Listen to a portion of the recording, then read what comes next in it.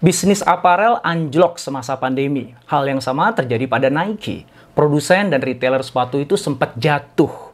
Tapi kemudian yang tak terduga terjadi. Penghasilan Nike melonjak drastis. Di kuartal terakhir tahun 2020, Nike mengumumkan pemasukan 11,2 miliar US dollar, naik 9% dari kuartal tahun sebelumnya. Net income Nike naik 12% jadi 1,3 miliar US dollar. Saham Nike berada pada nilai paling tinggi sepanjang masa, melonjak 7,7% dan memberikan Nike nilai pasar senilai 228 miliar US dollar. Loh, kok bisa ya? Apa sih yang terjadi dan bagaimana kita bisa belajar dari keberhasilan Nike? Yuk kita simak di video berikut ini.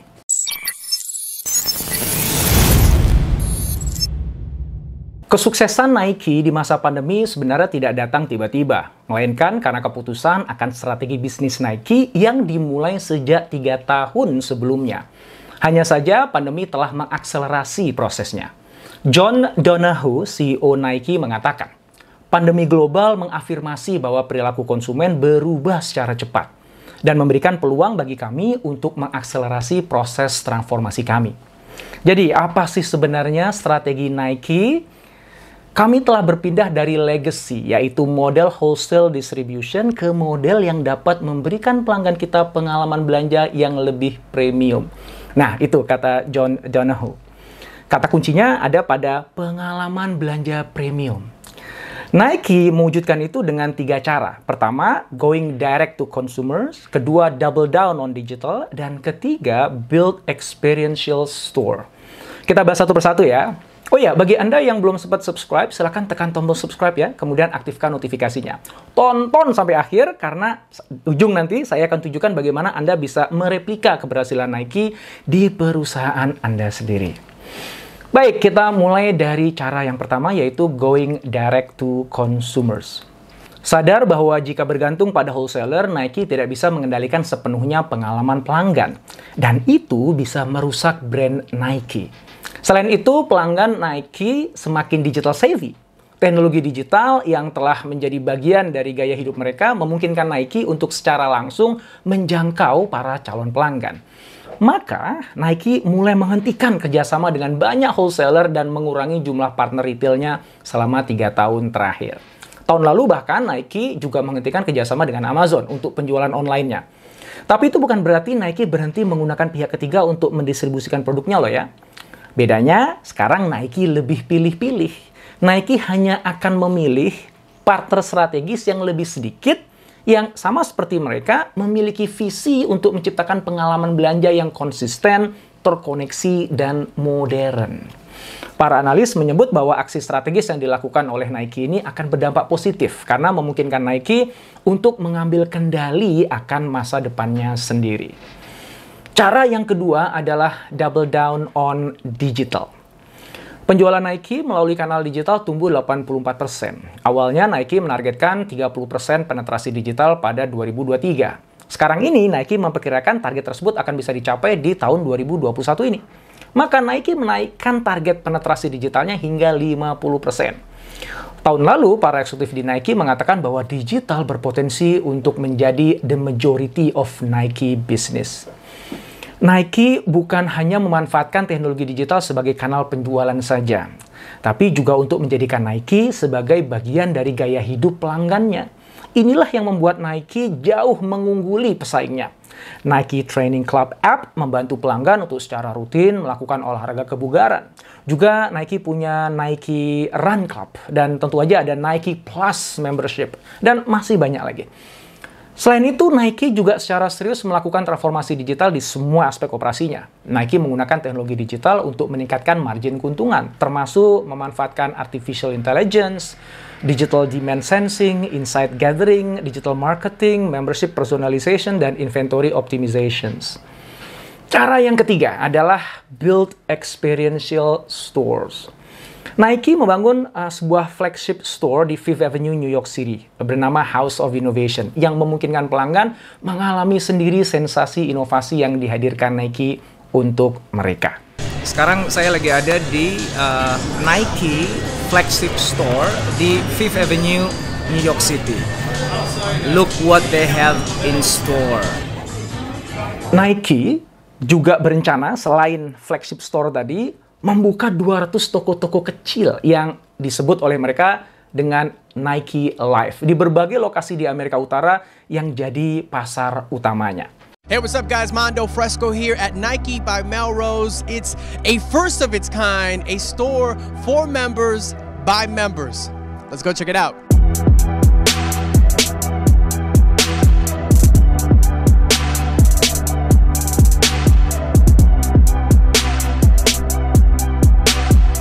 Tujuannya adalah agar Nike dapat menciptakan hubungan yang lebih bermakna dengan pelanggannya. Lebih dari sekedar hubungan transaksional, jual dan beli.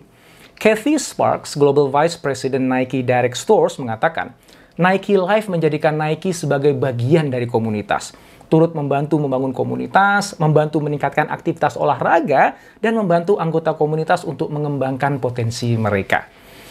Selain itu, Nike Life menjadikan omni-channel shopping menjadi pengalaman belanja yang benar-benar menyenangkan bagi seluruh pelanggan Nike. Pelanggan dapat merasakan seamless experience dari offline ke online dan sebaliknya. Sebelum kemudian akhirnya memutuskan untuk membeli, dan membeli, dan membeli, dan membeli lagi. Pengalaman belanja yang unik tersebut akhirnya bisa menarik lebih banyak konsumen untuk masuk ke dalam program loyalty Nike. Sehingga kemudian akhirnya bisa menarik mereka masuk lebih dalam lagi ke dalam ekosistem Nike. Oke, itulah 3 hal yang telah dilakukan Nike dan masih terus dilakukan untuk bisa mengungguli pesaing-pesaingnya dan tumbuh di tengah pandemi. Board of Fashion menyimpulkan dengan sangat baik strategi Nike untuk bertumbuh di tengah pandemi sebagai berikut. Di masa di mana bisnis semakin ditentukan oleh e-commerce, tren yang bergerak cepat, dan yang terpenting meningkatnya kekuatan brand untuk dapat mendorong preferensi konsumen saat pesaing itu jaraknya hanya 1 klik saja, Nike menyadari bahwa untuk memenangkan pasar diperlukan pengendalian atas model distribusinya agar dapat mengelola mereknya dengan lebih baik dan memperdalam hubungannya dengan konsumen. Nah, jadi apa nih lessons learned-nya? Paling tidak ada 5 pembelajaran penting yang bisa kita petik dari kisah Nike ini. Yang pertama, move ahead of the curve. Nike bergerak 3 langkah lebih maju dari pesaingnya. Nike meneropong masa depan, menciptakan visi yang kuat, kemudian mengeksekusinya dengan gagah berani. Kebanyakan perusahaan sudah merasa cukup melakukan incremental innovation, tweaking system, tweaking produk di sana, di sini, gitu. Sementara di dunia yang bergerak cepat dan serba nggak terduga ini, bergerak mendahului kurva itu selalu jadi pilihan strategi yang lebih baik. Karena terlepas dari tepat atau tidaknya tebakan Anda tetap akan berakhir jauh lebih siap atas apapun perubahan yang terjadi dibandingkan dengan mereka yang geraknya cuma gitu-gitu aja. Lessons learned yang kedua, offense is the best defense. Hasil positif yang kuat yang didapatkan Nike selama masa yang dinamis ini menunjukkan kekuatan yang diperoleh dengan tetap mengambil posisi menyerang. Begitu kata John Donahoe. Pada saat krisis, respon kebanyakan orang adalah cari selamat kan, atau paling nggak cari aman lah ya. Atau fokus pada bertahan. Nah, Nike beda. Walaupun di awal pandemi sempat mengalami penurunan penjualan, Nike melihat pandemi telah mengubah preferensi pelanggan dan mengakselerasi adopsi teknologi digital, sehingga kemudian akhirnya Nike malah justru memutuskan untuk tancap gas. Dia ikut mengakselerasi strategi yang telah mereka mulai 3 tahun sebelumnya, going offense. Lessons learned yang ketiga adalah put customer at the center. Nike menghabiskan banyak waktu, tenaga, dan dana untuk memahami pelanggannya. Semua teknologi digital yang tersedia dikerahkan untuk mengetahui apa sih pain dan gain dari pelanggannya, apa hope and fear mereka. Kemudian Nike mendesain semua aktivitas bisnisnya untuk dapat memberikan nilai yang paling tinggi untuk pelanggan tersebut. Bila model distribusi yang ada saat ini ternyata menghambat penyajian nilai tertinggi, maka Nike tidak akan ragu untuk menghapusnya. Bila membangun toko sendiri itu bisa membantu memberikan nilai lebih, maka Nike akan membangunnya. Bila teknologi bisa mengakselerasi penyajian nilai itu, maka Nike akan invest gede-gedean, bahkan di saat pandemi sekalipun. Lesson learned yang keempat, strategically pick your partners. Strategi yang terbaik sekalipun tidak akan berarti apa-apa tanpa eksekusi yang tepat kan. Nah, Nike menyadari bahwa tidak semua rekanan memiliki visi dan komitmen yang sama untuk menyajikan level pengalaman premium pada pelanggan seperti yang diinginkan oleh Nike.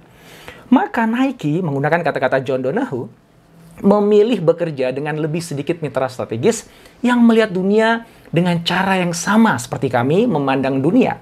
dan ingin memberikan pengalaman yang konsisten kepada konsumen kami, ingin memberikan pengetahuan dan pemahaman yang sama sehingga konsumen tahu siapa mereka. Lessons learned yang kelima, digital transformation is not optional. Mereka yang telah berinvestasi melakukan transformasi digital jauh hari sebelum pandemi datang tahu betul betapa beruntungnya mereka. Mereka bisa bergerak 2-3 langkah lebih cepat dibandingkan pesaingnya yang saat ini bahkan masih tertatih-tatih. Mereka terus masih mencoba menyesuaikan diri dengan model dunia yang baru.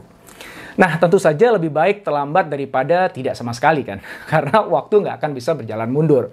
Suka nggak suka, kita sudah memasuki dunia baru yang di dalamnya digital memegang peranan sentral atas hidup para pelanggan dan bagaimana sebuah perusahaan seharusnya dijalankan.